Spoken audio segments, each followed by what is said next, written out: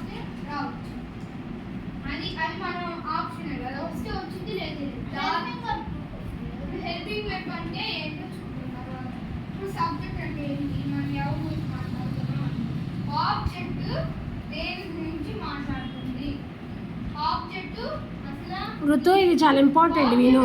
ఒక పని కానీ ఒక వస్తువు కానీ.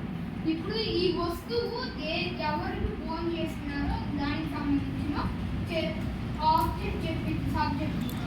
ఇప్పుడు ఇక్కడ ఒక స్టడీయింగ్ ఉంది. స్టడీయింగ్ అనేది ఎవరు స్టడీ చేస్తున్నారు చెప్పు. రాజు అనేది ఎవరు? రాజు అనేది ఖచ్చితంగా సబ్జెక్ట్. అసలు నువ్వు సబ్జెక్ట్ ముందు ఉంటుంది, నెక్స్ట్ వెర్బ్ ఉంటుంది, తర్వాత ఆబ్జెక్ట్.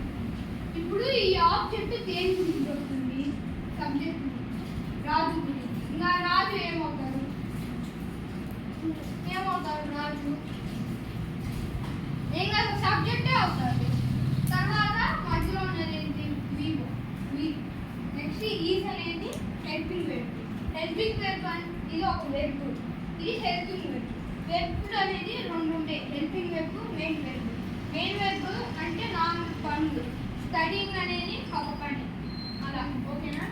తర్వాత ఆబ్జెక్ట్. ఇప్పుడు ఆబ్జెక్ట్ అనేది ఇప్పుడు ఇక్కడ చెప్పండి, ఇది ఒక వెర్బా కాదా? ఋతు వెర్బా కాదా స్టడీయింగ్ అనేది? అంటే అది చదువుతున్నారు.